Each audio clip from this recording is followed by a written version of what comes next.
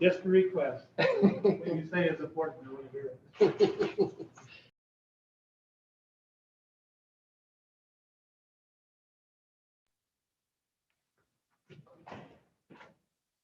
Over to you.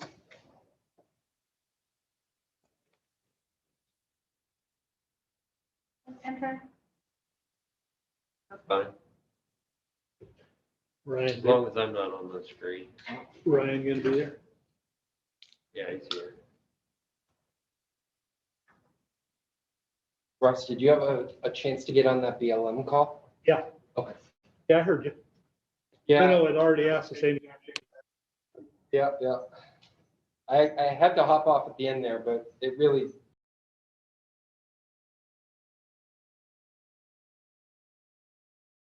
More progress.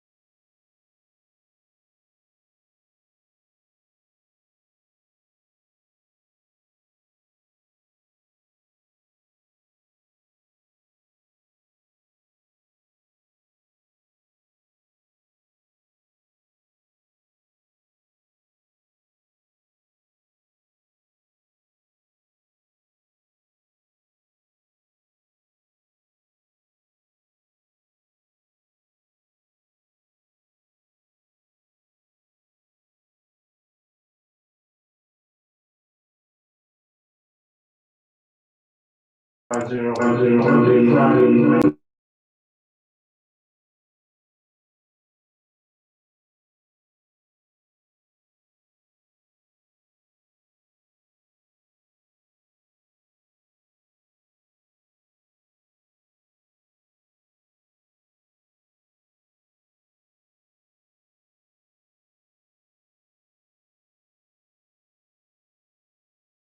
YouTube channel and Lake County Pick TV live stream YouTube channel.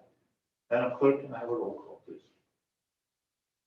Councilmember Kramer, Here. Councilmember Overton. Here. Councilmember Clappy, Here. Vice Mayor Pearl, Here. and Mayor Slidden. Here. All right, we'll do the pledge of allegiance. Councilwoman Overton, if you lead us. I pledge allegiance to the flag of the United States of America and to the republic for which it stands, one nation, under God, indivisible, with liberty and justice for all. Please stay standing for a minute, please. I would live a moment of silence in memory of our animal control officer assistant, Marcia Taylor. Marcia passed away earlier this week from cancer. You worked tirelessly for our community and for our animals everywhere. She'll be greatly missed.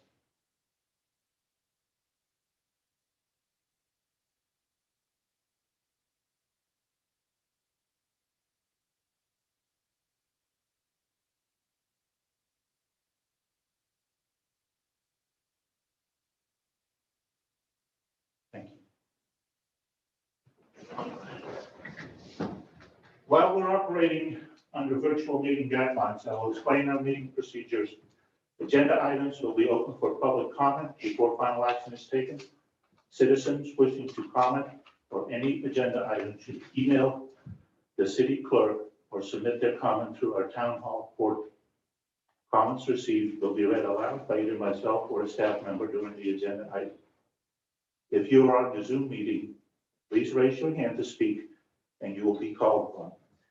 If remote participants encounter technical difficulties, I will ask that we continue discussing the item and the participant can rejoin when the technical difficulty is resolved. Again, if you are a participant who is not speaking, please mute your computer to prevent distraction from the current speaker.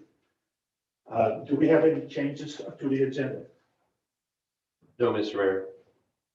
Okay, can I have one I would motion to Make a motion, Mr. Mayor, make a motion to accept the agenda as presented. The motion was made by Councilman Kramer and seconded by Councilwoman Overton. All right, we'll go to presentations. We need to vote. All in favor of the adoption of the agenda? Aye. All right, presentation of a proclamation declaring February 2021 as Black History Month. Black History Month, whereas in February 2021, in the city of Clearlake, California, Lake County branch of the National Association for the Advancement of Colored People, NAACP, is officially celebrating Black History Month, which dates back to 1926, when Dr. Carter T. Woodson set aside a special period of time in February to recognize the heritage and achievements of Black America. And whereas, while the history of Black America is also the story of countless nameless heroes brought to our shores who endured lives of bondage and oppression, the deprivation of their civil rights, and rages of bigotry and racism is a history for which most of the chapters we have to be written as Black Americans contribute to the American promise. And whereas African Americans have strengthened our nation by urging reforms, overcoming obstacles, and breaking down barriers. And whereas African Americans like Martin Luther King Jr. reflect a proud legacy of courage and dedication that is helping to guide our nation's success, prosperity, visionary leaders, both nationally and locally, like Elia Cummings, Harry Tubman, Sojourner Truth, Rosa Parks, Cecile Tyson, Hank Aaron, Kamala Harris, Reverend Raphael Warnock, John Ossoff, with special recognition to Brian D. Sicknick, the Capitol Police Officer, Howard Leland Good, Capitol Police Officers, and the 400,000 people lost during the 20 to the COVID-19. And whereas the Lake County branch of the NCAACP is dedicated to the principles of fostering civic, economic, and educational programs and the social justice throughout the city of Clearlake, and is dedicated to encouraging reflections on the rich history and teaching of African Americans, and bearing witness to the progress, beauty, and achievements they have made to our community. And whereas it is fitting that we set aside this month a special time to acknowledge this important segment of our community. And now therefore be it proclaimed, the city of Clearlake encourage all citizens to join in celebration the diversity and character of our community and highlighting the importance of sharing our culture, customs, and tradition with those around us. Dated this 4th day of February 2021, signed by me, Dirk Slogan. Thank you. Number 2 is presentations. Is the presentation to the Clearlake Police Department. I assume Chief White will take care of this item.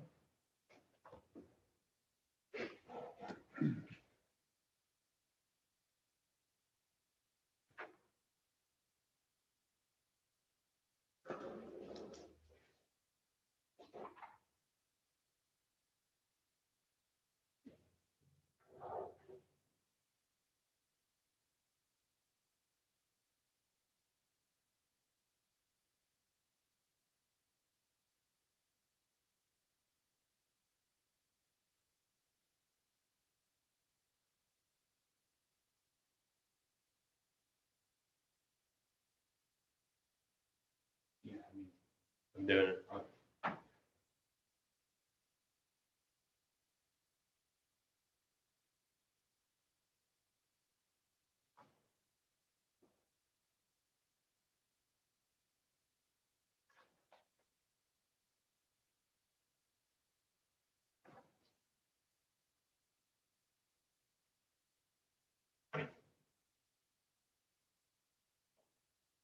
Doing the microphone over there.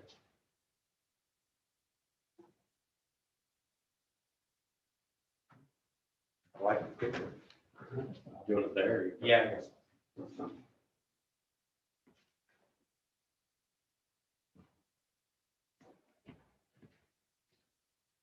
Good evening, Mayor, members of the council, and members of the public. I'm pleased to be before you tonight to give you the 2020 annual report for the police department. As we know, our mission is to enhance public safety by providing professional, trustworthy service in partnership with the community. This last year, like for many organizations, has been dominated by the COVID-19. In this past year, when COVID-19 came out, we had a lot of plans for last year, and things had to switch up fairly quickly. We rapidly adapted and began working towards dealing with this crisis that just seemed to continually evolve and continues to evolve. We made over 1,000 contacts with the public. Most of those were educational contacts with letting people know about the new regulations. Our organization chose very early on to get in front of it, to get out, get the information out. And I think that to this day, the city has benefited greatly by our approach in doing so. We rapidly changed how we were delivering our service. We deployed an online crime reporting tool within weeks of the COVID-19 crisis breaking out so that we could continue to gather crime reporting information while also too considering the safety of our employees and the safety of the public in delivering service.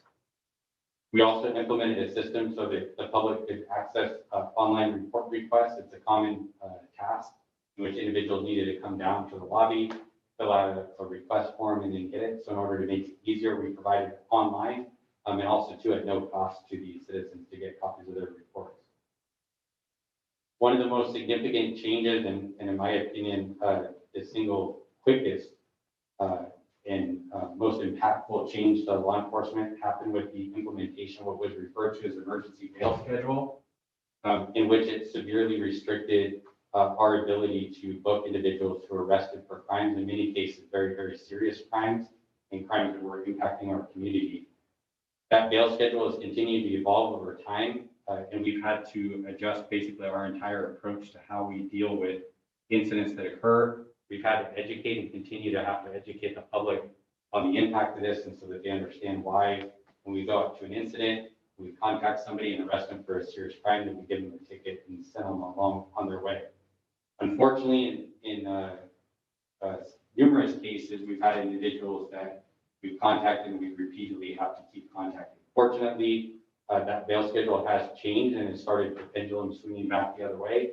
So we're able to ensure that those that need to be booked into jail are able to do so. At the same time, we've also been cognizant of the welfare of those individuals that are at the jail as well as the workers there. So we've adjusted in terms of what types of cases are booked.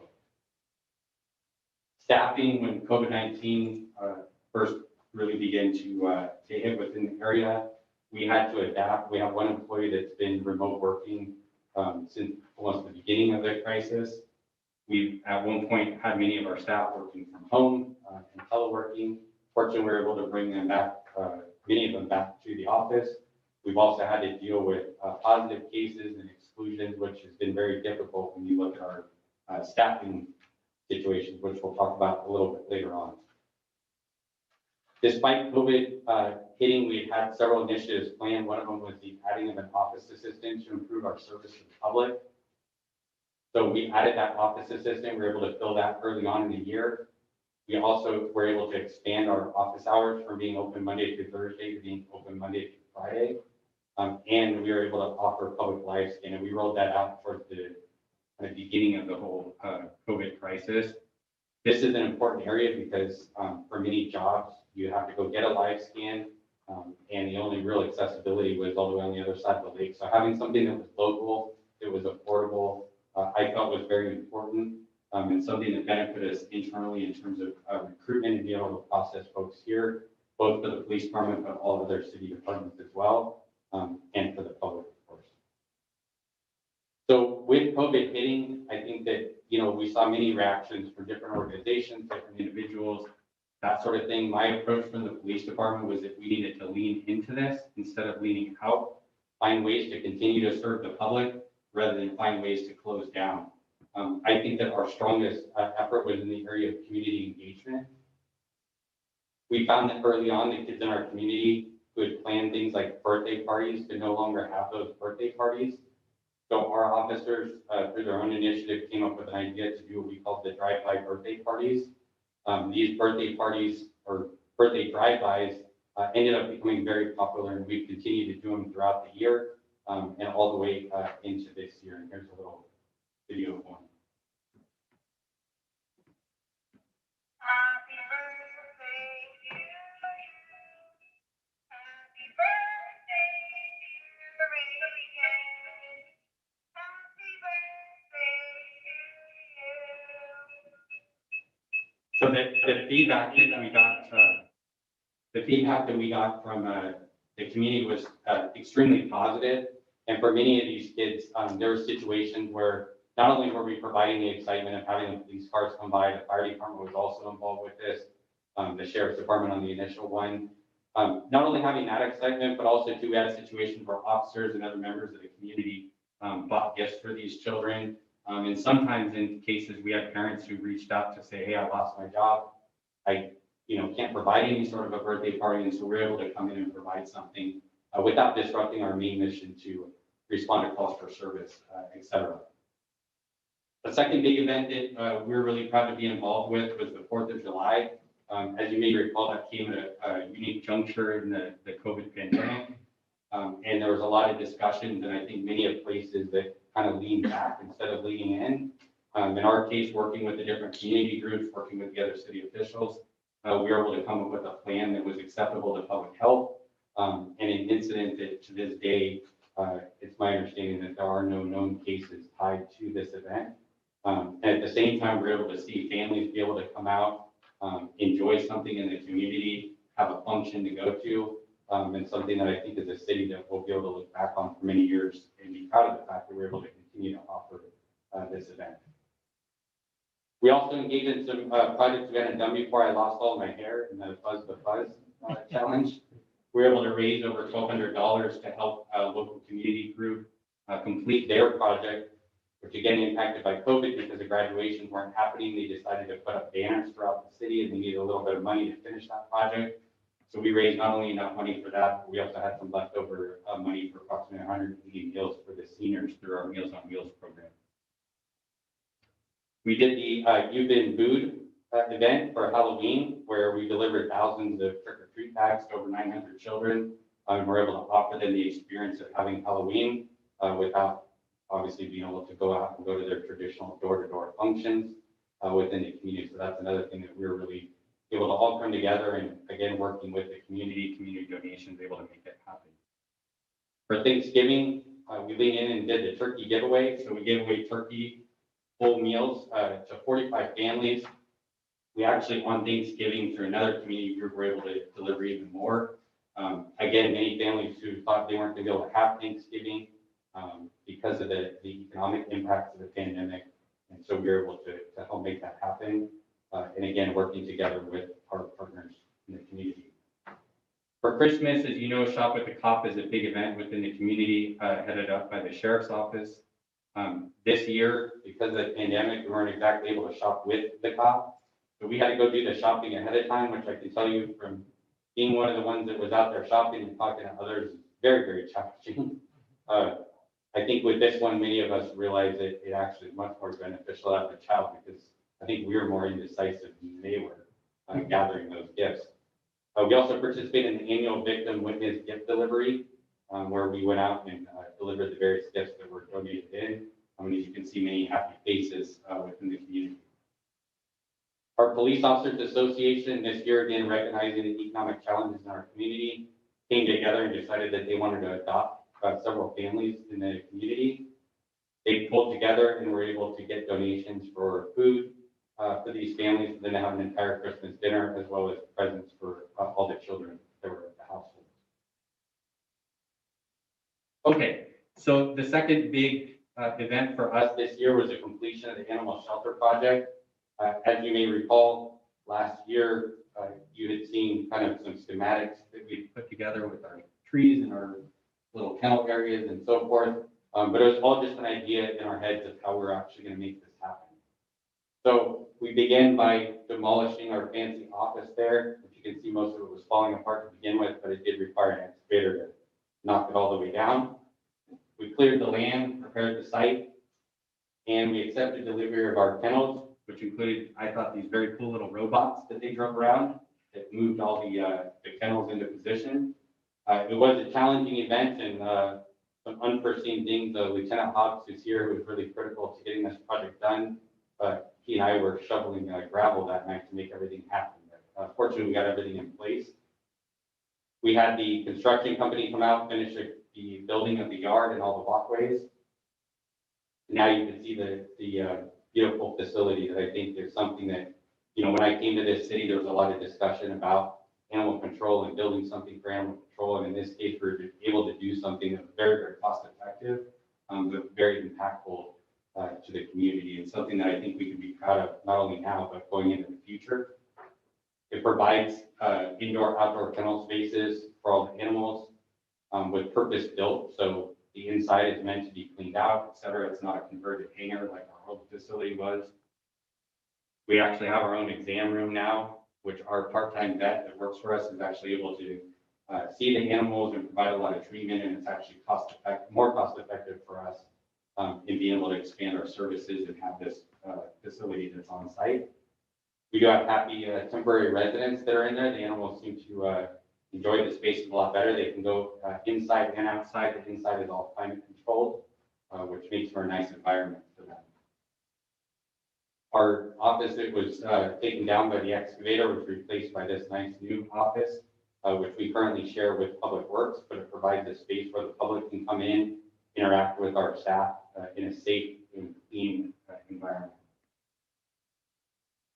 So the numbers. So this year we saw a significant increase in calls for service, over 4,000 new calls for service when looking year over year. We made 2,472 arrests, which is almost on par with the year before. It's an increase by just a couple arrests. Officer initiated activity went down by 7%. Primarily, this was due to a reallocation of our staffing because of COVID. Initially, there was a lot of discouragement and really a lot of uncertainty in terms of what types of contact that officers should have with the public. So we had discouraged certain types of contact and reserved it for responding to life-threatening emergencies, that sort of thing. The reports did slightly go up. There's a 5% increase in reports, which corresponds to the increase in calls for service. There's over 3,000 traffic enforcement actions. That is a reduction from the year before. Again, that was an area where we discouraged doing traffic enforcement unless it was a significant violation because of trying to minimize the contacts for safety for both the officers and the members of the public. We did see an increase in injury collisions, particularly in fatal injury collisions with pedestrians. And that's something that continues to be a concern, particularly along the highway corridor. Our response times for Priority 1 dropped again year over year, just slightly to 6 minutes and 35 seconds. Priority 2 dropped 11:47 to 10:50. And Priority 3 slightly increased, which would be expected when you look at the significant increase in calls for service, while having a basically flatline or actually a slight reduction in available staffing to respond to calls. So UCR Part 1, you may recall that that's the serious crime. Those are the crimes that you see when you look at an index for a city. They look at both violent crime and property crime, and then an aggregate of that becomes the Part 1, which is reported to the state and ultimately up to the FBI. Year over year, we had a 3% drop in violent crime and a 16% drop in property crime for an overall 13% reduction in Part 1 crime. Most importantly, this year, we posted 0 homicides in the city, which is the first time in 10 years that we've had 0 homicides. Looking back in time, for the past 10 years or so, Part 1 crime is now at an all-time low. You may recall last year that we reported we were at a near low, but there's 2 years that are lower. We're now at the all-time low for the combination. Looking at reductions, and if you think back to the city council's strategic plan for the city to make Clearlake a cleaner, safer city, one of the objectives is to make it a statistically safer city. If you do a 5-year look back, there's been a 39% reduction in Part 1 crime. If you do a 3-year look back, it's a 24% reduction in crime. That's with almost flatline staffing. There's been one increase in the allocated police officer position, but in terms of actual positions filled, it's been overall average the same. Violent crime is at a 6-year low. Property crime continues to be at the lowest since 1985, which was reported last year as well. In code enforcement, they continue to increase their workload. You may recall that we added an extra code enforcement officer position, which was helpful in doing this. So they handled an increase in 31 for a total of 590 property cases, 1,455 vegetation cases, which was an increase of 732. If you recall last year, there was also 3-digit increases in vegetation cases. Obviously, considering fire danger, I'm not going to cover it in a slide in here, but even this last year, we still responded. As you recall, they evacuated the southern portion of the county, and in Hidden Valley, we responded there not only for the initial evacuation, but provide security patrol. So vegetation continues to be a concern for us in wildfire safety and a priority for our code enforcement. They abated 265 vehicles. That's a reduction in 24 over the prior year. The primary driver for this is the fact that the abatement funding was reduced because of an anticipated reduction in revenues because of COVID. The vehicle abatement, we tagged many more vehicles than what we can tow. Our primary restrictive factor is simply not having enough money to dispose of the vehicle, to tow them and then ultimately dispose of the vehicle. Cannabis cases, we continue to see activity in that area. There was 203 with an increase of 74 for year over year. We had one primary significant case, which involved investigations and a large seizure. Continuing with code enforcement, they issued over 2,000 administrative citations, which was an increase of 478. They also had an increase in parking citations, which that's one of the areas that we use for the abandoned vehicles before we tow, is to try to cite to gain compliance. That's an increase of 185 over the prior year. We also were able to continue our efforts in the vacant building registration, which we definitely continue to see success in there. It's a slow process. It's not an overnight change, but we have seen cases where buildings are being turned over or at least brought into compliance with the city standards, so they're not as much of an eyesore for the community and as well as the neighboring businesses. As you're aware, for the Gobi Desert, we initiated a fairly large-scale project there. To date, we had 75% compliance rate. We've abated 46 vehicles, which include many motorhomes and so forth. There's also many cars that were basically skeletons that were left in there. They hauled away over 150 cubic yards of waste and 30 yards of recycle. We installed over 2,000 feet of hay rail to prevent access to the area. Public Works has been essential in this project and helped us with regrading Oregon Street to make it passable for police cars so that they can get enough patrols through there. You may recall that before this project, accessing that would require a four-wheel drive Jeep type vehicle, and you get it very well scratched up. This continues to be an ongoing project. The primary limiter here continues to be funding again. Abatement is very, very, very expensive. So we continue to look at different ideas and strategies that provide long-term results and that are sustainable within an area. Animal control, we saw a decrease in intakes, which is good news. We don't want to see things go up here. We had an increase in rescues by 47 in terms of disposition. Adoptions were down by 3, but essentially around the same volume. Licensing was down quite a bit. We believe part of the driver of this has to do with the pandemic, I believe, and some of the communication and so forth. This is also an area that this year we're working on actually contracting out the licensing function. It's been a very time-consuming, labor-intensive process internally. And some parts of it just aren't as friendly to the community. We're looking at contracting with a firm that does much better with communication. It's what they do. And will make it easier for residents, and is used by many, many jurisdictions throughout the United States. So we would expect to see that increase this year. So recruitment has been one of our top priorities. The reason being is that if we don't have we're in a people-driven business. If we don't have the personnel, then we can't perform our job. We still continue to see challenges here. We had 146 applicants, split approximately 50-50 for dispatch and police officer vacancies.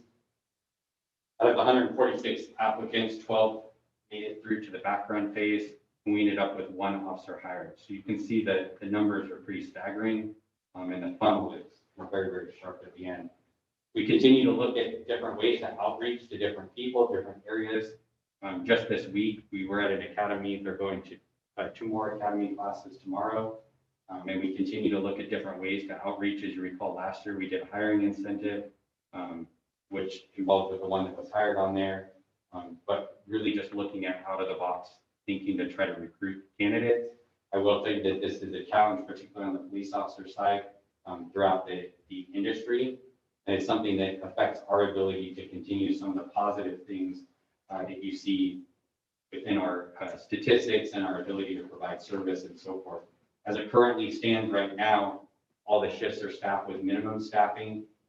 We still are able to maintain the traffic officer position, but we also, and we are able to maintain the investigation staffing, but really it's only going to take one more movement. It's going to significantly negatively impact our ability to provide service.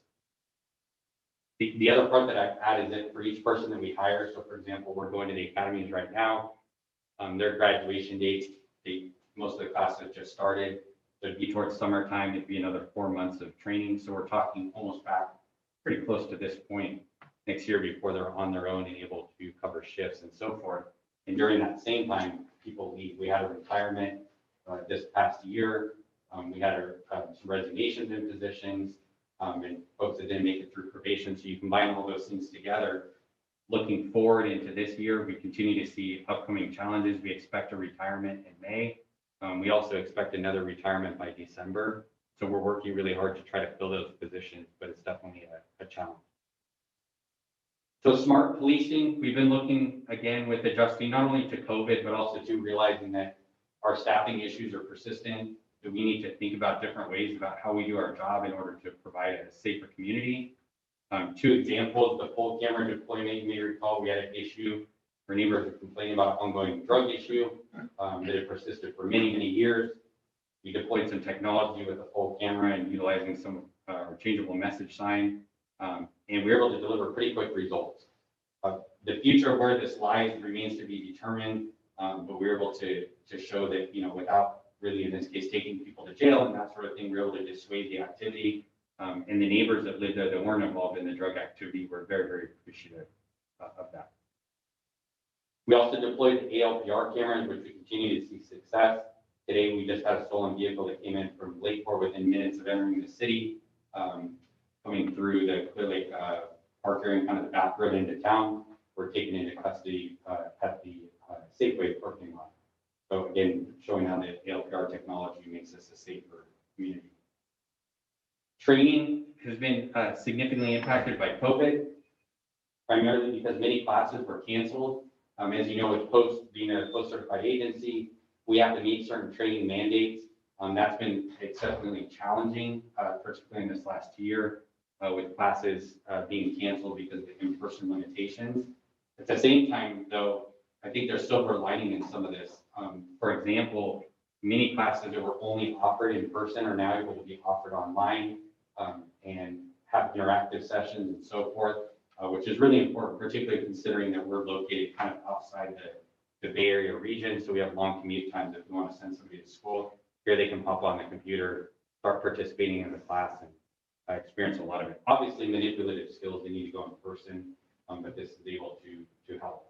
We continue providing our own in-house now post-certified firearms training, which is important. We're working on expanding that to defensive tactics training and other post-training that we'll be able to deliver in-house and meet all the standards. We also this year, for quite some time, there was a lot of discussion about Narcan, and we became involved in those discussions early on. We sent a few people through.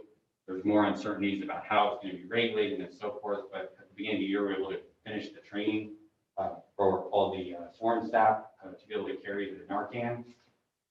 Since that time of deploying it over the last year, we've saved 4 lives with being able to have this. I think that this is an area where it's different. We weren't used to obviously we provide first aid resources, but in terms of administering medication, we're really kind of outside of our wheelhouse. But in working with Lake County Fire, particularly Chief Cepeda and his team, we were able to get really good training from their staff. And I think you see how it's paid off by them being able to administer it and be able to deliver that life-saving ability. We also, just before the COVID pandemic, we were able to send a new canine team through training. So Officer Eagle and Canine Zeus completed their canine training, which is fairly extensive training, and were able to be deployed and are continue to be deployed this day. I think that the canine program is something that, this last year they weren't able to have the fundraiser, but fortunately with the community support, they had sufficient reserves to keep that going in terms of their support of the program. I think it's, a lot of things are changing in law enforcement, including the canine program, but I think it continues to be a benefit, particularly because of our isolated location, that we have that resource that's available to us. Crisis intervention, de-escalation, all kinds of changes in the law that both were planned before the year started and went into effect during the year, and then obviously a bunch of legislation, particularly last summer. In this area, the department, you may recall last year's annual report, I mentioned that we had implemented use of force reviews, pursuit reviews, and a number of other things where we're continually looking at these high-risk activities. I believe that we're ahead of the curve in a lot of these areas, both in terms of our policies.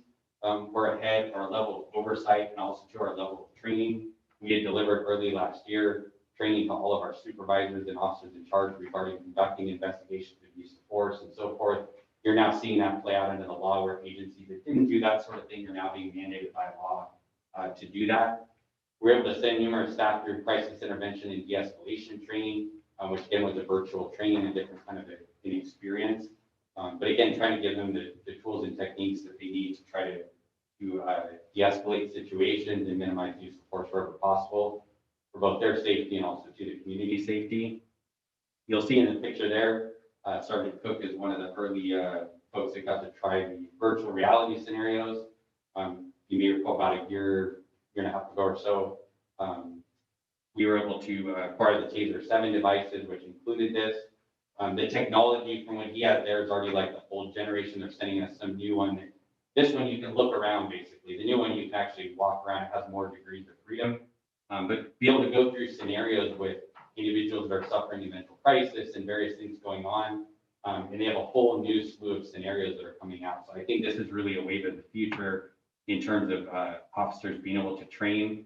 When we talked to the officers who completed it, they commented about how he was able to give them the feeling like that they're actually there, and some of the adrenaline and so forth that you experience in that sort of scenario, as opposed to going to a class and having somebody tell you about it, but not actually experiencing it. And so that way, when they're in this situation, especially for a new officer who's never encountered it, they're better prepared on what they're going to feel like, how they can react. For experienced officers, they're able to continue to hone their skills. In the area of use of force, just some rough calculations, but of all of our contacts, 0.06% of contacts result in some sort of reportable use of force. Our threshold for reportable use of force is fairly low. So it doesn't happen very often. We recognize this year, I mentioned about personnel being a top priority for the agency, both on the recruitment side, but also to the retention side. We're able to celebrate 2 employees for 25 years of service, Captain Selly, Records and Communications Supervisor Van Ness. And then for 5 years, Dispatcher Banks, Detective Flores, Corporal Harden, and Officer Perot. Our overall focus continues to be on these 4 areas: personnel, continuing to recruit, but also to retain, engaging with the community, accountability. And the accountability, I mentioned some of the things that we do in terms of oversight and making sure we're doing the right thing and correcting things if there's issues that come up. Other parts in this area is also auditing. We're in the process right now of having our K9 program audited by an outside specialist. Will give us a report and let us know what we're doing well, what we should change, and so forth. And we continue to look at opportunities to get that kind of outside view on things. We just got a notification today. We're audited by DOJ for our CLETS, which is like our information systems, and we were passed in compliance with that. So that's good. And then, of course, excellence. I think everything that we try to do, we try to do well, but also to achieve excellence. This year, for example, planned last year, but going into this year, is really focusing on leadership training for our employees. We have numerous employees that are signed up for a very comprehensive training program. Again, something that's able to be offered online, which allows us to offer it to many more employees. That's an example of what's going on. We have officers go to training next week on some stuff related to that. And we'll continue to invest in over there. Okay, that's a lot. So, any questions? Okay, who wants to start off? Councilman Kramer? Thank you. Thank you, Chiefs. That was a great report. As always, you give us a ton of information. I was trying to take notes as you were talking, so I remember what to ask, or what I wanted to ask about. First one, way back to the beginning, you were talking about the online reporting. How well was that received? I think exceptionally well. We continue to see very high usage rates of it. I think it was slightly higher towards the beginning, but we continue to see a lot of usage with it, reporting all various different types of incidents. I think in some cases, individuals have viewed it also as a way that's just quicker, right? Rather than waiting for an officer to come out, fill out the stuff, a lot of them just need documentation. So I really haven't heard any complaints about it. Okay, so things are getting resolved quicker too then? Well, that's good. And what do you attribute the increase in calls for service to this past year? Just the pandemic, or? We're still looking at that to see what exactly the the drivers are. Initially, it was towards the beginning of the year and actually pre-pandemic that it was going up. But it's kind of held steady. So there's a lot of different factors I think that can weigh in. I'm not sure of any one particular thing dependent on. It's certainly not an increase in crime, as you saw from the UCR. So I'm not sure the exact driver at this point. Okay, and then got two more. On your recruitment, what is the most common reason for not making it through the background check? Is that unusual, going from 146 down to 12, and of course down to 1? Dishonesty. That's the number one thing. And give me an example of what might. Well, I'm lieutenant officer, so you could probably give me some generic ones. I think would be good to know. I mean, a lot of them, they don't provide us information, they provide other people, or we start looking in the background and they've told us facts, and then we talk to other agencies, people they know, employers, and get totally different circumstances. Quite a few just don't tell us things. They don't tell us that they've been in background at multiple other agencies and have failed, and they just forget to disclose that information to us. But generally, dishonesty related issues. Definitely don't want those. And then the last one, the guy that you picked up today for the stolen vehicle, did he go to jail? You got a ticket, you know? He got a ticket. My guess would be I just. mean, that's a real citation. difference, isn't it? That's irritating, I'm sure to you as well. Those were the 4 questions, and I might come up with more after. Councilwoman Overton. Really a lot of questions, but definitely some comments. Can I make some comments at this time? Is your mic on, Joyce? Probably not. Okay, so one, I'm extremely impressed with what you've accomplished since you've been here. Everything, I mean, I've been sitting here for 16 years, and this is the best I've ever seen our police departments. One of the things I can say is I really give kudos to your police. I happen to be behind Safeways at a point where a police officer was talking to some people that were into drugs and everything, and I was very impressed with him. Afterwards, he talked, and I asked him the simple question of, do you try to get them help? And he said, yes, I give them my card, and several times I have personally on my own time taken them down to Santa Rosa and taken them to places. I just don't believe that's ever happened in this city ever before. So, you know, really, your police officers so involved in our community is wonderful. All the things that you guys did there through the holidays and 4th of July and everything, birthday parties and stuff, is just, it really makes our community. I have not heard anything bad about our police department for quite a while now, and that's been unusual for me because it's more complaints that we used to get.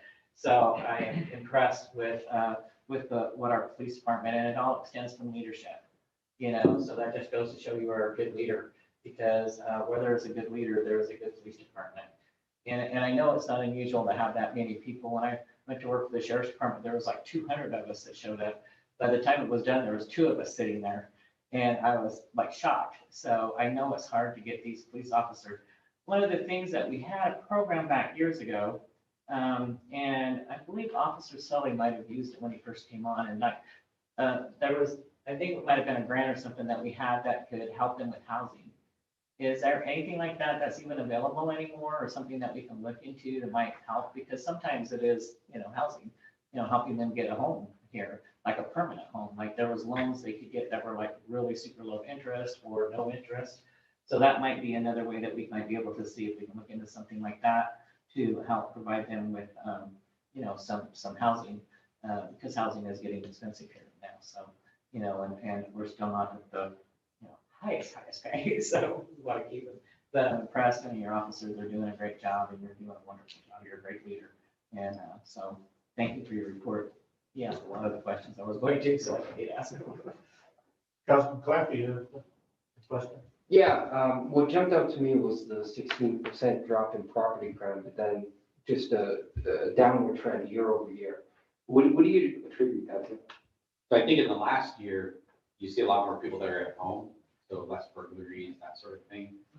But overall, I think that as you see, you know, this kind of more anecdotal, but as you see different areas of the city being improved, simple things like fixing roadway, people fixing up their property and so forth, that it becomes less of an attractant to crime, or it looks more dissuading for somebody who may decide to say, you know, like if you drive into a nice neighborhood, you're not gonna feel like you can get away as much as if you drive into kind of a downtrodden neighborhood where people aren't paying attention, they're not looking out and so forth. So I think it's kind of a combination of things. And then, of course, from the enforcement side, is being out there, making arrests, making contacts, investigating these crimes. I think that kind of all comes together to see what the end results are. And my other questions are on code enforcement, the vacant building registration. You said we had 24 total cases. How many of those are still sort of outstanding? We haven't been able to get the satisfaction that we wanted. I'd have to look at the numbers. I don't know off the top of my head. We've seen, since the time that we've started it, we've seen several that have converted, right? They've become leased out. We've seen some that were converted, became leased out, and then became vacant again. We have had a number that didn't want to comply and have taken a while, but I'll give you an example. Just last week, we've had a case that's been going on for almost a year, and their attorney came in to try to reach a settlement now because they realized they need to comply and they need to do something with their building. But I could get back to you offline with the exact. Awesome. I think Councilmember Kramer covered some of my other questions. Just really impressive. Well done. Vice Mayor Purdom, any questions? No, just, I would like to echo the sentiments of my council member friends and big thank you for that. As I watch the news, I see struggles with other police departments and other communities that seem to be overrun with crime. And so for you to report these downturns in crime, kudos to you, kudos to your staff, and I appreciate your leadership. Thank you. I have a couple of questions and some comments. Do you think that the increased effort for code enforcement has helped with the crime statistic? Yes. The officer in initiation of contact was down. Did you contribute that to COVID-19 mostly? Yes, primarily with that. There's also some staffing challenges throughout the year that I think play into that, as well as some reductions in staffing. Do you think the Hope Center was going to help with some of those repeat offenders, so to speak? It's a complicated question. I know. I don't know. I mean, I think that it's kind of like a group of things comes together and makes a difference. To say that any one particular thing, we hear numbers thrown out like, it'll save X amount of money, that sort of thing. I think that the bigger question is just, should an area like this have a resource like that? My answer to that is overwhelmingly yes. Whether you can tie it back to a particular thing, I think it just makes it part of a functional community. I think it's like things like having streetlights, having sidewalks, having parks. You put all these things together and collectively, they make safer communities. And then, that's what makes communities where they can grow. And at the same time, you don't have to grow, a super large police department because it's kind of self-sustaining. I'll give you another corollary example. If you look down, like the harbor where we did all the street paving and stuff, how many cases do you see now where you see people come out, they're cleaning up their yards, doing that? So I can't think of how many times people came up and said that they noticed that kind of stuff. Same thing with properties that have been, historically dilapidated. So I think that stuff all comes together. What its exact impact is, does it stop a particular person from committing a crime or make a big dent in that way? I'm not so certain. I think it's more just having a healthy community. And if I could just weigh in on that, we've been opening about a month and a half, so let's see what Right, happens under that's what I this time next year.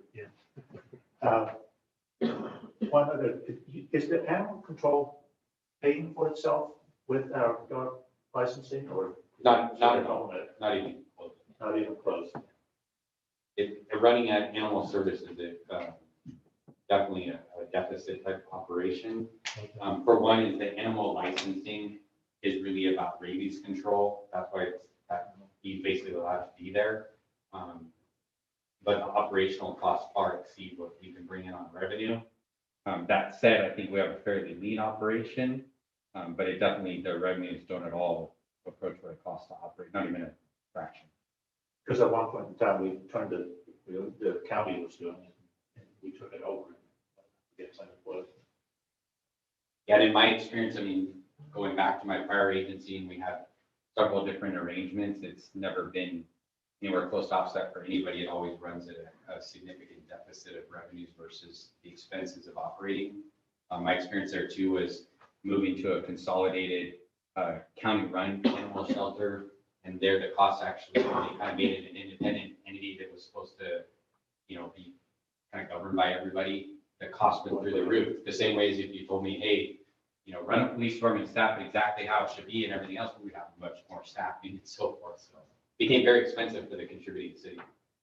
Well, my final comment is, I like the community engagements part, and I think you've shown leadership with your technical innovations, and that has really helped the statistics. Thank you very much. Great job, well Mr. done. All Mayor, right, I had one more question. I had a follow-up. If you're not, Mr. if you're, Kramer, Councilman Kramer has a follow-up. thank you, sir. On the vegetation management, you had 732 additional citations this year, cases this year over last year. Have they forgotten the fires of 2015 and 16, or are you just doing a better job of have more enforcement folks out there? Yeah, I think that we're reaching a broader area. We're becoming more efficient at being able to do it. When we kind of first started this venture, when I got here, things were very manual and so forth. Now, from their cars, they can send the notices electronically. We have a mailing service that takes care of it all. All that stuff's become much more rapid so they can reach more properties. In terms of repeat violators, because I see the initial hearings on the citation side, I would say it's a mix. I see some of the same names that still haven't learned. But then we see other ones where they've cleaned up and they continue to maintain it. So I think that it's making a positive impact. It's a huge problem, and not even just in the vegetation, but just code enforcement in general. I mean, Well, it's yeah, a big I think you and I saw that in our Yeah. ride-along. And that goes to then the administrative citation, 478 of them. In addition to the revenue, of course, that it generates, has this been a deterrence to repeat it? Have there been less repeat offenders, or I think that's kind of, to deterring the behavior. yeah, Yes, I think there's definitely cases where it has, or it's, urged people to come into compliance, for sure. so it is helping. So perhaps next year, we won't have an increase in those or is that how do you measure the success of the? Sure, so success would be that compliance goes up. Ideally, the overall number of cases, like in terms of violations, eventually you want to drop down because you have more people that are start out in compliance. So you wouldn't want citations to keep going up. No. In fact, when we first started this, I had a conversation with Councilmember Overton. We were talking about this thing because we said, initially see it going up, go, okay, now they're doing their job, so to speak, and that sort of thing. But we actually don't want to count on the revenue or anything. I will tell you that at the mid-year, city manager, I haven't talked, but we do have some extra revenue in there that wasn't anticipated. Our intention is to try to put it right back towards this vehicle abatement issue and so forth. But it's certainly not something that we can count on in the long run. Well, I'd be honest, I would rather we have a decrease in it. That would obviously show success. So, okay, well, thank you again. And again, I'm very impressed with you as I've always been in your department. So thanks. All for your right, thank report. you very much, Chief White. Like I said, I think everybody is very impressed with your leadership. Thank you. All right, we're going to have the public comment. Public, this time for any member of the public to address the city council or any matter not on the agenda that is within the subject matters jurisdiction of the city. The Brown Act, with limited exceptions, does not allow the council or staff to discuss issues brought forward under public comment. The council cannot take action on non-agenda items. Concerns may be referred to staff or placed on the next available agenda. Please note that comments from the public will also be taken on each agenda item, and comments will be limited to 3 minutes. Do we have any public comment on this? City Clerk? Mr. Mayor, I have not received any email or open town hall public comment. However, we do have 2 members of the public on the Zoom meeting who wish to speak. The first is Kevin Victorian. So you can go ahead and introduce yourself, Kevin.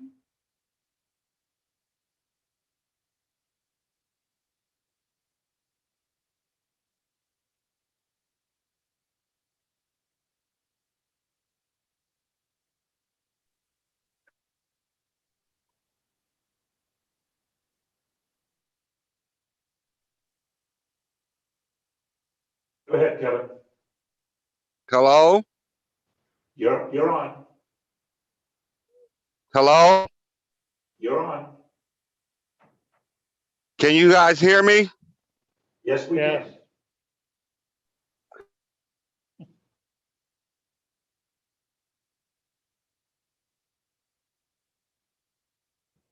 I'm talking about this.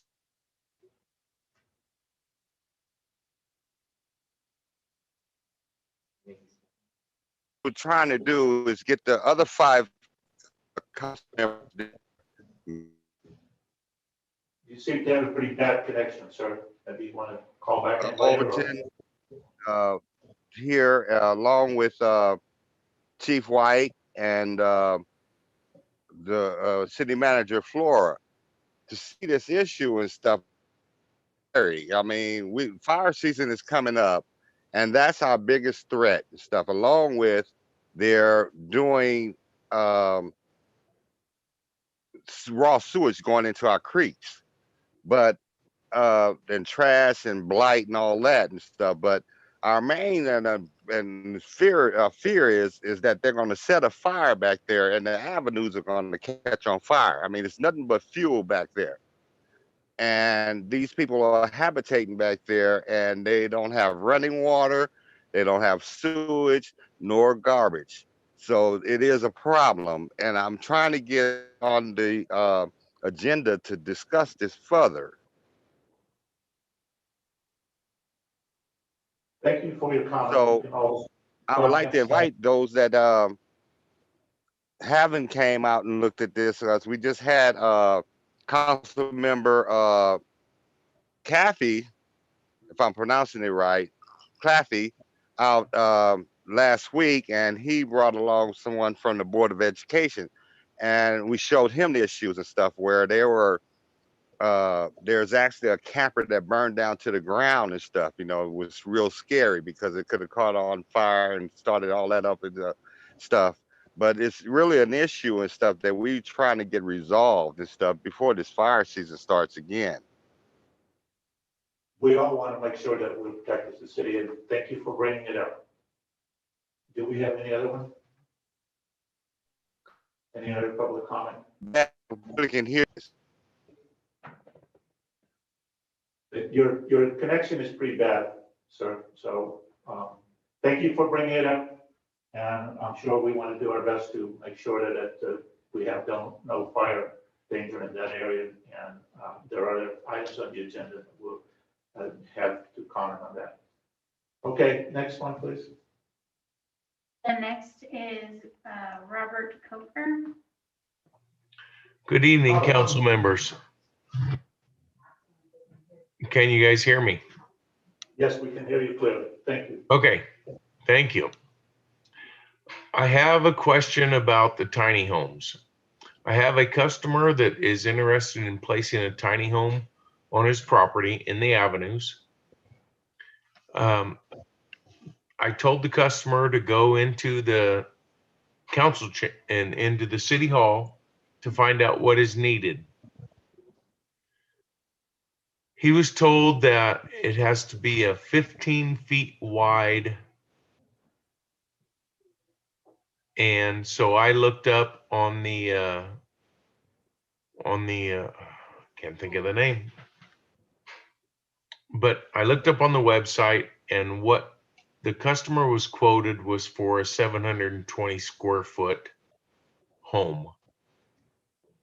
At the same time, the customer was also told that why don't they just buy a modular home?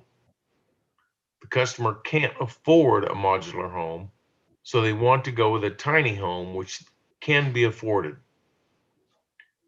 So I just would like to know why somebody in the city would tell them to buy a home out of the county.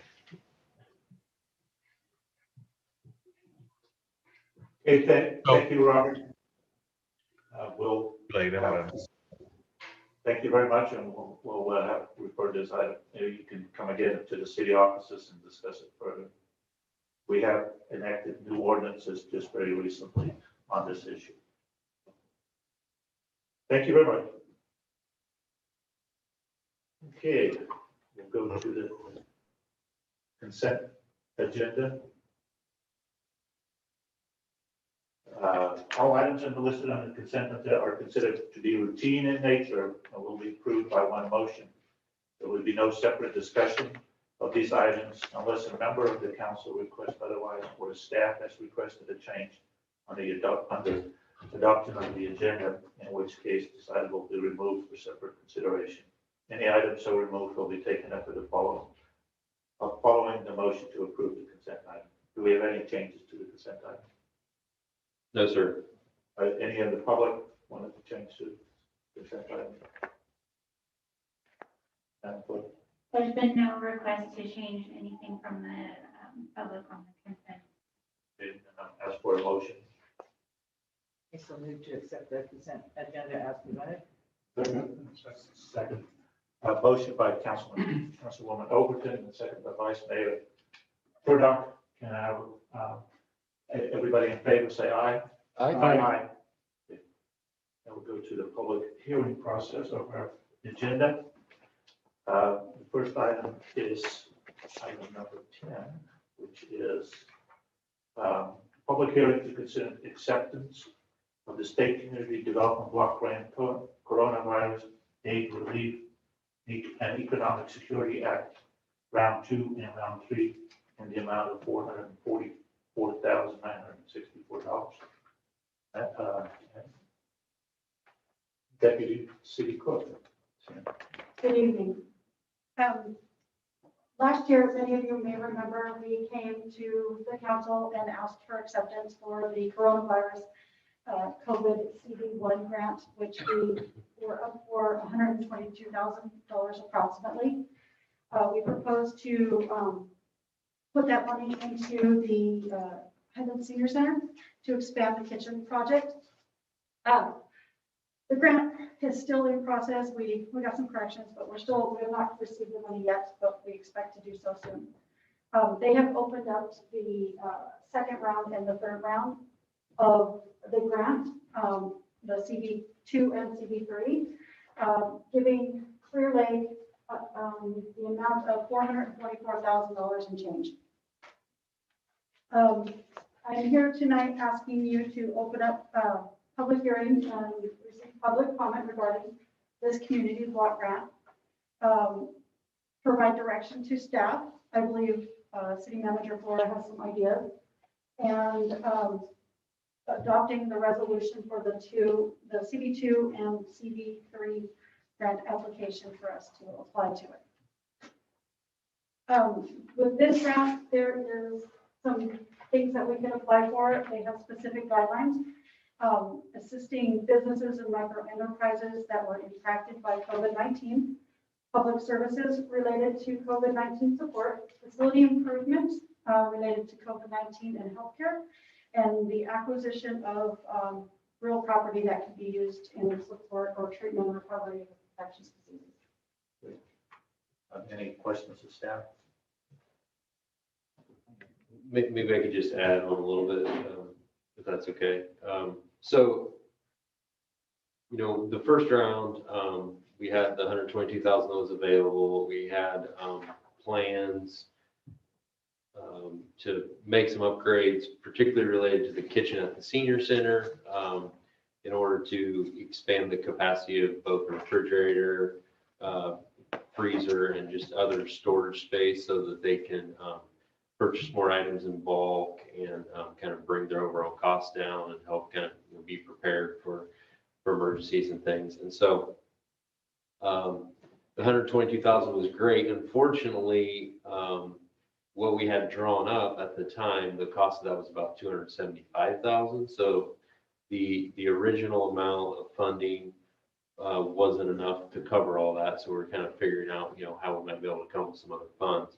I think this second and third round of funding, they essentially will give you priority if you need extra money for what you applied for in round one. So I think that should be relatively easy. I really think that, so I think my recommendation to the council would be to add a significant amount of that new 2 and 3 round funding towards the senior center. And I think, one, it could go towards the kitchen, but I also think maybe we want to expand our scope of work a little bit more and do some more things there. I mean, whenever there's any type of emergency or any type of sort of regional need for some type of space, the community center is the first facility in this area of the county that's always requested. And so I think it may give us the opportunity to get the kitchen that we need, and expand some other things in the facility or upgrade some other things in the facility. One thing that has been talked about a number of times, but we never had the ability to do was, and I'm not 100% sure that we can do this with the funding, but I would like to pursue expanding the parking facilities there, because really for these large events, there just is not adequate parking at the community center for all this. And so, my thought, so you need to decide. I think we could probably come up with enough projects at the community center to use all the money. If you want to use funding for some other programs, you know, we could put together some type of business assistance program or something like that. I think there's certainly a need from some of our businesses, although there are a lot of other business support programs that are out there through the state and the various PPP and EIDL programs. So I kind of want to give that background, and of course, you know, whatever the council wants to do, we'll put the application together on that, but we do need some specificity on those numbers in the resolution that you adopt tonight. Any questions, staff? Councilman Overton? The parking lot was like right on my mind when you said that, because that is like one of the biggest problems we have there outside of the kitchen is the space outside. It gets, well, in fact, if you just want to go down and look tomorrow, just go down and look tomorrow. There's two things going on there. We have a big giveaway going on there for the senior baskets, and then the coronavirus shots. Excuse me. So, and of course, the senior center is also, you know, working hard to get equipment and stuff. So there's no really expense I don't see right now in any equipment. I think we have gotten everything. We just picked up double ovens today to put in there. You know, and we have the sham oven now. It just, you know, we didn't install it because we're doing, you know, looking at this renovation. So we didn't want to feel too expensive of having it installed and then basically have to move it. So, you know, we have a big, you know, mixer that is sitting in storage. So we have all this commercial stuff. That, of course, would be open for the public use. You know, we can get it in there. We just don't have the space to get it in there. But along with that is the parking is just horrendous there. You know, an outdoor space. A lot of times, you know, we need the outdoor space, and with just the dirt there, there's just really no outdoor space outside of that little tiny patio. So I think these are things that we could do. Plus, I mean, so I'm looking at that with this second round of money, plus the 122, plus the 70 that we got from the state. We're looking at 636,000, about somewhere around that area. Well, I mean, you're including the state general fund grant. Almost, and including the 70,000 that Yeah. was for Yeah. for the community center. Yeah. Then the 122 for the grant that we're supposed to be getting, correct? Well, yeah, that's about right. I mean, all rounds of the CDBG funding will total 567,000. And then that doesn't include the other grant. Right, okay. So we are not sure if the parking lot could be included in that. I'm not We're not 100% sure at this Yeah, I was point. kind of But looking through that, and that was one of my things, because that was one of the things that I think are. I think there's a reasonable argument to be made that because of these type of events, that additional capacity is required. Somebody needs to just run down and take a picture tomorrow. Yes. Seriously, they're gonna be lined up down the road. You know, there is 200 people gonna be there, and they're gonna see that, and that's not even an evacuation type thing. You know, so when we had that evacuation, we had them, you know, parking all over the place, you know, down, you know, everywhere. They were everywhere. And I didn't even have pictures of that. So, but yeah, I think this is, to me, this is something that, you know, this community center's been there for 20 years and really never was finished. And I think it really is time if we can step up and finish this. one more thing off the big list of things that need to happen here in Clearlake. So I agree with the parking lot for sure. So. Okay, Councilman Kramer, any questions for staff? No, I'll have comments from, Councilman Platte, comments? Yeah, I'm just looking at a Questions map. for staff? Expansion of parking, I assume the city owns the lot behind the center, okay. And then, I know it's early in the process, but the athletic fields that are going to be in the same general area, are we estimating a lot of parking going into that complex? The potential to expand, I guess, if there's a big event. Yeah, I mean, in fact, we just had our first ad hoc committee meeting today and went over that plan. And there's almost 300 parking spaces currently planned to be part of the recreational complex. Vice Mayor Purdock, any comments, questions? I don't have any either. Can we open a public hearing at this point? Any questions from the public on? Clerk? There are no hands raised on the Zoom, and I have not received any comments via email or town hall. All right, then we'll close the public meeting. Any more questions or comments? If not, We need to close it by motion. we have to close it. I move to close it. We don't have to, I don't think. to, Yeah. We do or we don't? As long as someone just says we want to close the public hearing, that's fine. We'll close the public meeting. All right, any more comments on this? Oh. If not, we have a comment. Oh. Mr. um, Kramer, please. I would certainly agree with Councilmember Overton's comments with regard to the parking and City Manager Flores' comments. Like she said, during the 2015, when I turned that emergency shelter and Mayor Slotin, you remember that well too.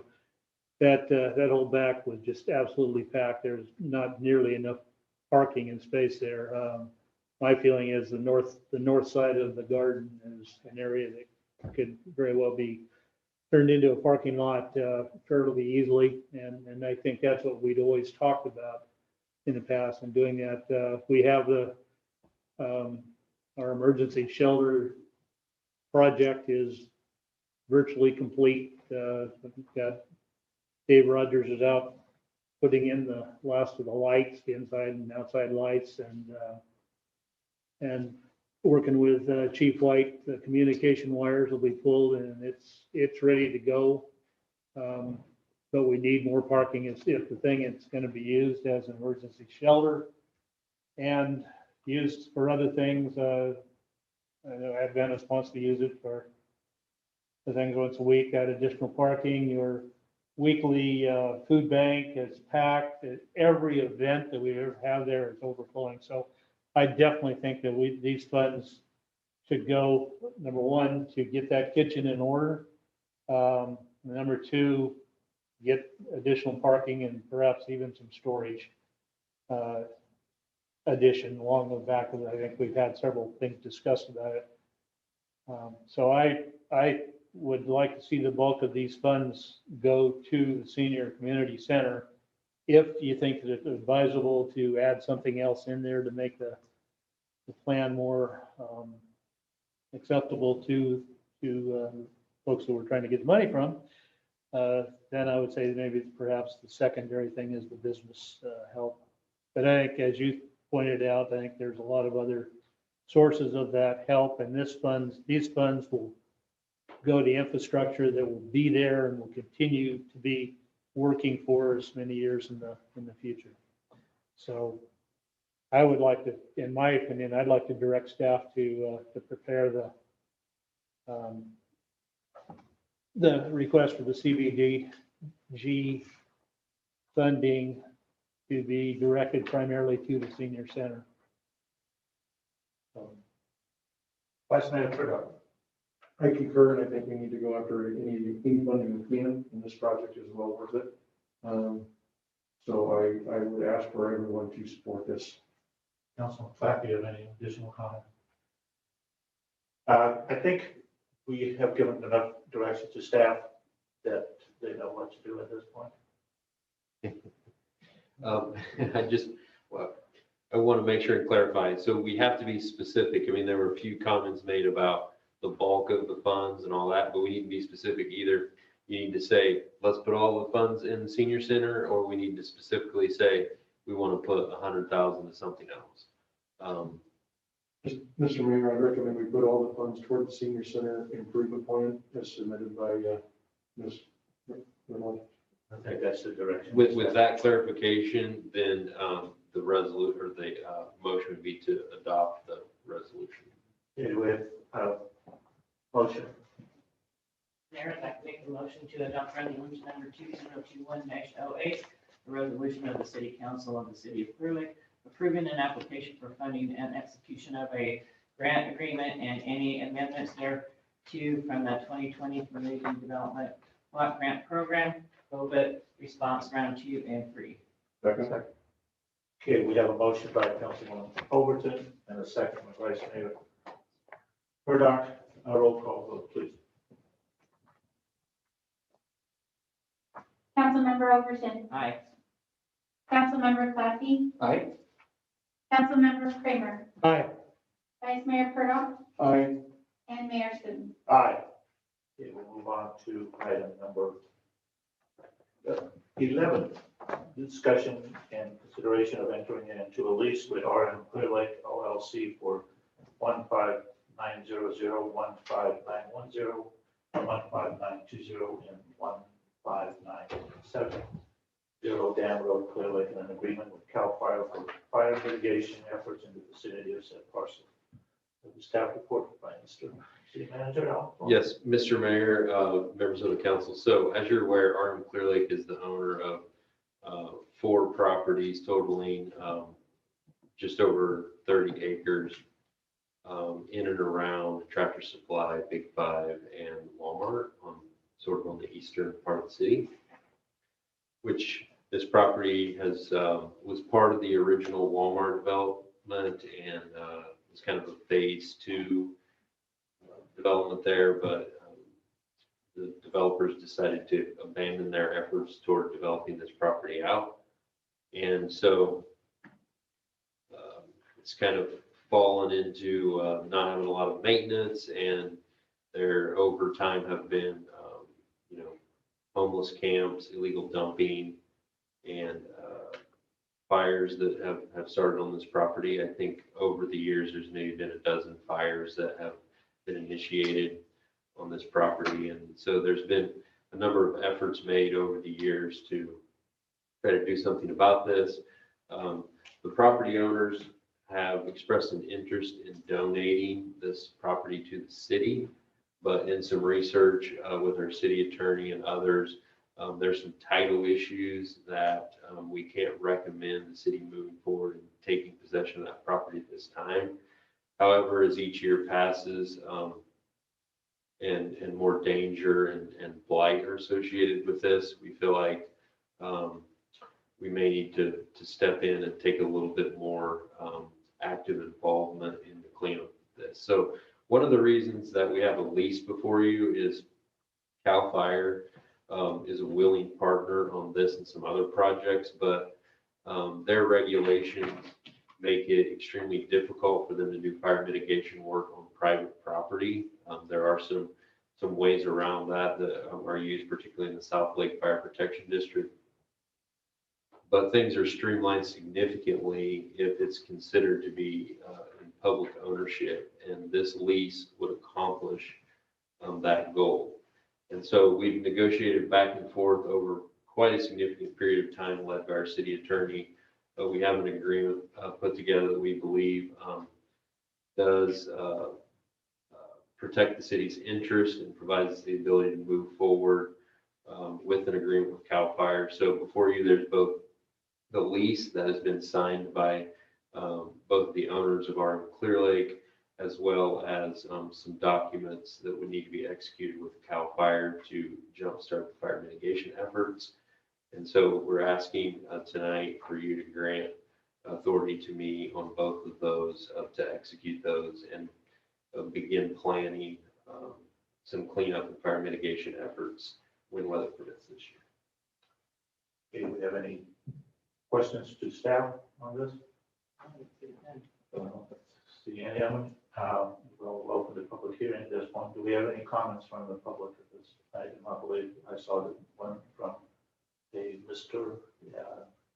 Get his name and city clerk, could you see if he's online or if you can read the request from the public? So we did receive one emailed comment, which I forwarded then to all the council, so you should have that. And there's no comment on the open town hall portal, and it doesn't look like anyone in Zoom is raising their hand either.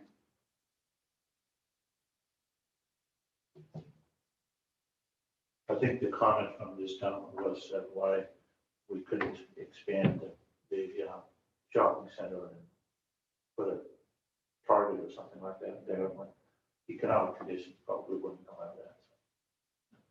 All right, we'll close the public meeting at this point. Any more comments on this item? If not, I entertain a motion. Mr. Mayor, I would like to move that we direct city manager to sign and enter into the attached lease with Northern Clearlake for the properties at 15900, 15910, 15920, and 15970 Down Road Clearlake. And further, that we authorize the city manager to execute the necessary agreements with CAL FIRE for fire mitigation efforts. All right, we have a motion by Councilman Kramer and a second by Councilwoman Overton. Have a roll call vote, please. Councilmember Clarke. Aye. Councilmember Kramer. Aye. Councilmember Overton. Aye. Vice Mayor Furlong. Aye. Mayor Silver. Aye. I think just a comment now, I think this is an important thing so we can actually do some fire prevention in that particular Absolutely. area. So, great. All right, we'll go to reports. City manager report. Yeah, just a few items. I wanted to let the council know that the apartment complex that's owned by the city on Lakeshore Drive, as you know, it's been significant ongoing investment on behalf of the city. With the real estate market being strong and the drain on our resources, we've decided to list that property and see what offers we may get on it. So pursuant to our agreement with David Hughes, you may see that listing pop up in the next few days. Just want to let you know if you have any questions, we can talk further about that. But I'm not particularly optimistic that we're going to get a deal that makes sense to us, but nonetheless, we decided to try. Other changes you may see around, the Lions Club has collected donations and is going to be replacing the sort of shade structure near the skate park in Austin Park with a new building. They demoed the old one here maybe today, and we'll be installing that within the coming week or so, the new one. So pretty dilapidated situation, and they said that something needs to be done. So appreciate that. And I think hopefully at our next meeting, the council will have the opportunity to see some pictures of that, and then recognize the Lions Club for their efforts. Vaccination clinics. So as you know, the senior center has been used on Friday and Saturdays. That's going to continue for the next couple of weeks. However, the county is planning to transition from the existing site at the fairgrounds and the community center to drive-up clinics starting the week of February 18th. And so we plan to utilize Redbud Park for drive-up clinic here in the city. So we're just trying to coordinate with county staff on the logistics of that. They feel like that as the flow of vaccine increases, there's just not enough indoor space really anywhere to accomplish that. They don't have the staffing to set up multiple additional vaccination sites. And so some other communities at least in California, have been successful in drive-through model. So anyway, I think the plan is to shift. They'll have 2 days, Monday and Tuesday in Lakeport, and then shift to Thursday and Friday here in Clearlake. And so anyway, keep you posted on any significant updates to that plan as we hear them. I sent this to the council a week or so ago, but just wanted to give a quick overview of our city sales tax receipts. So we recently received our final numbers for third quarter, which is actually July through September. Overall, city sales tax receipts up 22.8% over the same quarter a year ago. Breaking that down a little bit more, if you look at, because that's both brick and mortar receipts as well as online transactions, which have increased. Countywide online sales are up 53% in that quarter over the previous year. We look at brick and mortar, the city of Lakeport sales tax that quarter over the previous year is down 4.6%. The unincorporated area of the county is basically flat, up slightly 1.6%. But fortunately here in Clearlake, our brick and mortar sales have been up 12.9%. That doesn't mean all of the businesses in Clearlake are faring that well. Some of our fuel and service stations, and then of course restaurants and hotels, overall as a category are both down slightly, but pretty much all the other sectors are up significantly. And so overall, things looking good in the retail sector here in the city. So we're fortunate for that. There was a property tax sale that was held and was concluded earlier this week. Haven't seen any real reports, but just kind of looking at the website, bid for assets that the county used to administer that sale, I would estimate that roughly 50% of the properties that were up for auction, of the 140 or so properties, sold. Now, as you may be aware, there's a deposit put down to bid on those properties, and then the buyer has to come up with the remainder of the cash within just a few days, which maybe tomorrow or Monday, I'm not sure, but it's relatively quickly. There certainly were some of the properties in Clearlake that sold, and we're hoping that those transactions are finalized and it results in some additional investment in our community. Then just the final thing, I wanted to go, through a few other grants that we're working on. We talked about the CDBG COVID funding, so that one's good, but there's, as frustratingly painful as it has been to see the delays in this, there's also a lot of CDBG funding as a result of the 2017 sulfur fire that the city is eligible for. Our zip code has specific eligibility and in some cases specific allocations. We've talked before about the multifamily housing funding, which is the first round that came out. We're still working on the process on that for 1.1 million, and we'll have to be holding a similar hearing to we did tonight on projects for that at some point.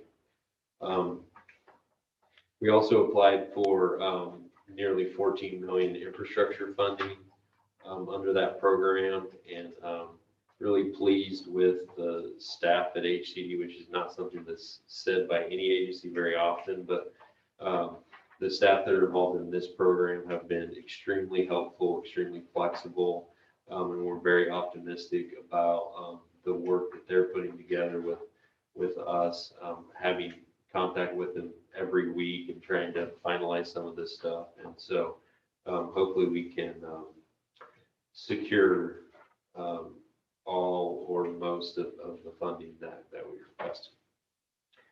And then the final thing that we're working, the final thing under the 2017 DR funding is there's some mitigation funds. We're eligible for up to 2.5 million of those. It's more focused on planning for disasters. So we have some ideas on that. And then code enforcement activities are also eligible.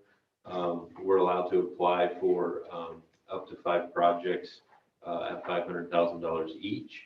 And so we kind of have a rough plan on what those funds would look like, and we intend to put an application together on that before the deadline.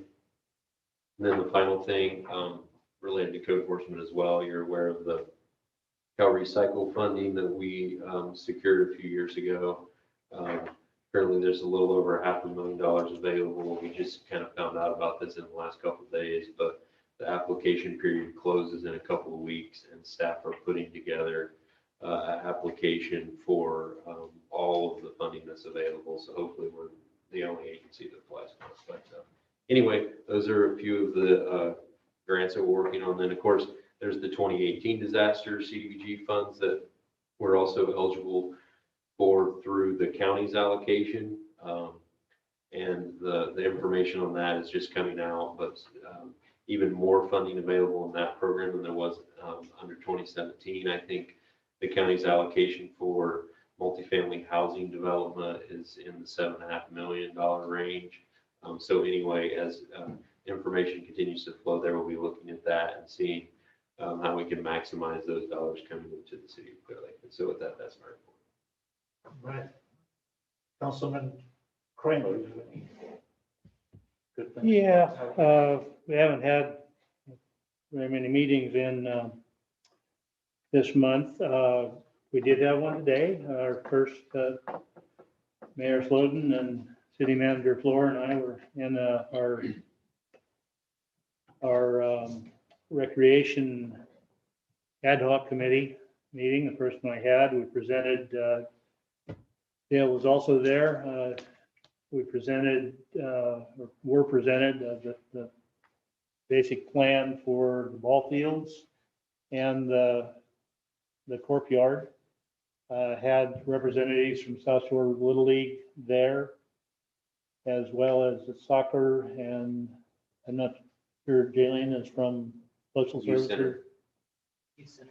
Youth Center, rather, yeah, and Lauren Freeman also was on Zoom. It was a good meeting. Had a lot of positive comments. They're excited, especially South Shore Little League, with the prospects of what we're looking to do, and they want to push forward with it, and they're going to help all they can. So I was very pleased with this first meeting. I'm going to talk about Cal Recycle. I got something came to me from Cal. We Recycle about a webinar for private funding sources or resources for recycling manufacturers confirmation. I've signed up for it next week. I figured I'll sit in and see what ideas they might have that we might be able to incorporate. That's all I have. Yeah, Councilwoman Overton. Okay, I don't have a lot because I've been out sick, sorry. But we did do the tick count. We did, unfortunately, with the bad weather, the storm coming in just before, it was not, again, not as good as what we hoped. They counted 304 homeless in the county, which we all know we probably have that in our cities. So it was unfortunate that we couldn't get more of them out to participate with us. So that's really all I have. I did a COC continuing care meeting today, just before the week I came in here. So we're just starting to work on, taking applications for the new funding for this next year. So we can look for that, and anybody that, please apply for it. Hate to see just one or two organizations get all the money. So I'd like to see some of these programs come to light. They can do help with people for rent to get out of being homeless. It's all to do with homeless or keeping somebody from being homeless. So there's utility funding, to help with utilities. There's, things for homeless shelters and stuff, so they can do, or housing.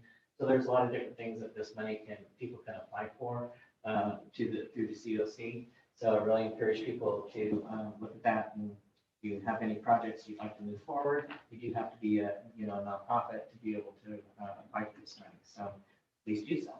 And then the only other thing I have to ask the question is, does anybody send in any applications for the Major V committee? I don't know.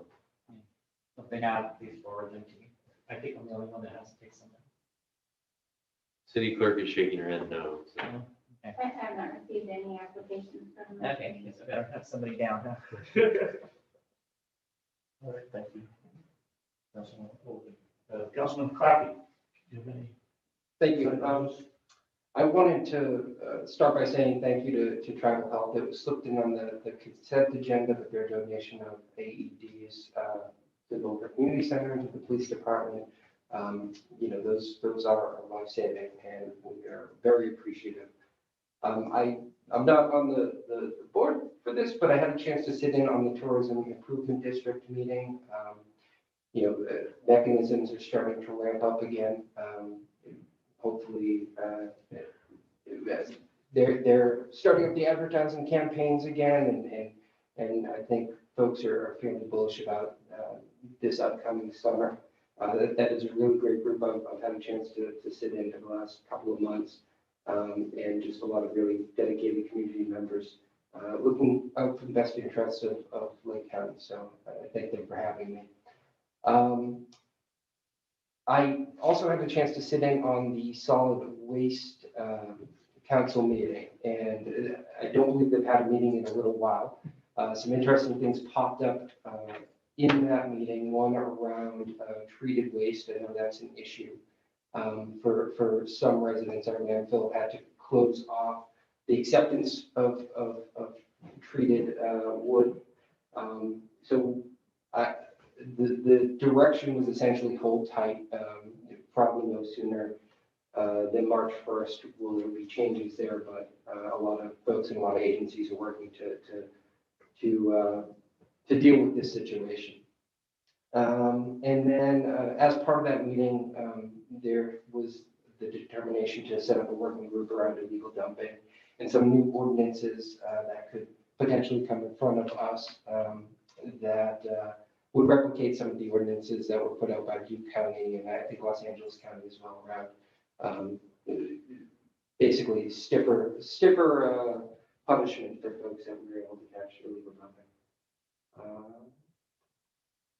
And then finally, I had a chance to go on 2 tours since the last city meeting, one up in the avenues and the area that the gentleman earlier mentioned, and then today through the Clearlake Park area near Homo Elementary School, and really just to see the contrast, an area that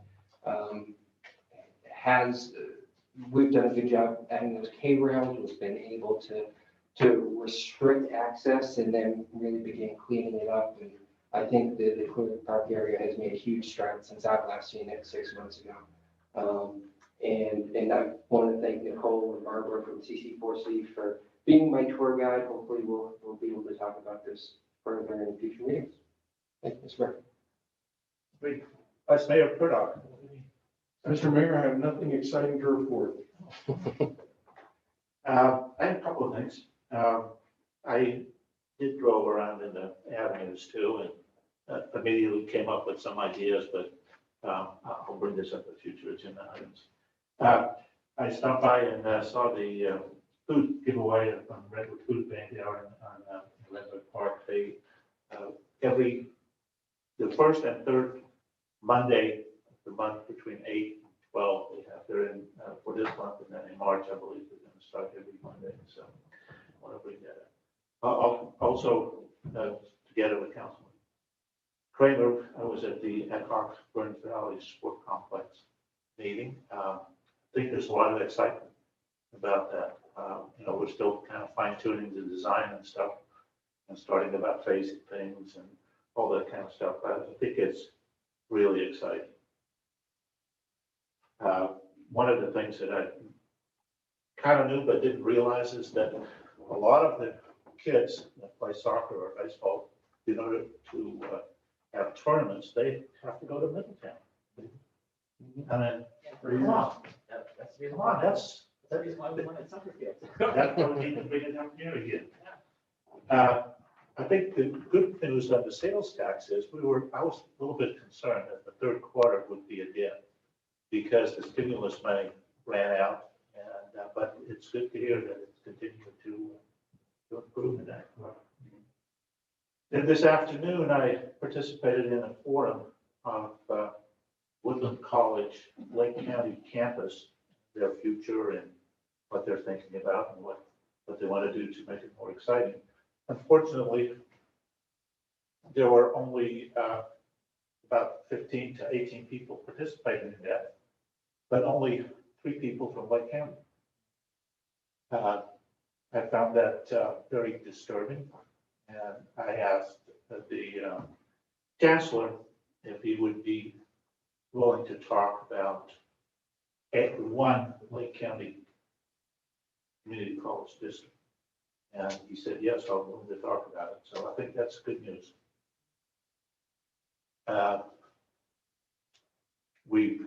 explained that I think both campuses feel that they're, the stepchild of the district. And I understand that the morale on both ends of the lake are at an all-time low, probably partly because of COVID. We cannot lose. I call it too.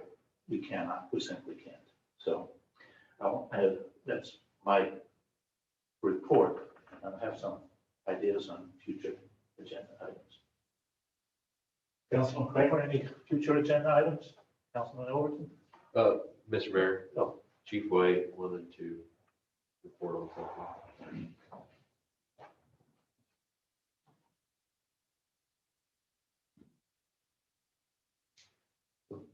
Sorry, one of the questions that came up during the annual report had to do with the increase in the calls for service. The primary driver in it had to do with the 911 transfers because of the PSAP going active. I was trying to think about a way of how to calculate it out, and it came up to me during the break. So I just want to let you know that's the primary driver. There's a few other ones, but that's the big one. Thank you. All right, any Yes. future agenda items? I Councilman Overton. I would like to, and it might be something but not real quick, but I would like to start looking at, is there a property that we might be able to use to move all these homeless into a camp? Like I figured, I think we should talk about it. So, and I realize it's not something you're gonna be able to put together really quickly, so I just kind of want to put it into your head of a future agenda item. Councilman Clapp, any future agenda items? Mr. Mayor, Go that ahead. did bring up, we've been talking about this abandoned vehicles and the trash thing. I would like to see it perhaps, I'm not sure exactly what I want to ask for, but a discussion about options that we have to address trash and abandoned vehicles. I said everything is doing really well at the Gobi Desert. And I think it's basically putting additional pressure on the avenues. The south end is horrible. The middle end, we got a chop shop with 150 some vehicles. In the north end, as you found, we've got a homeless encampment of recreational vehicles and trailers just starting.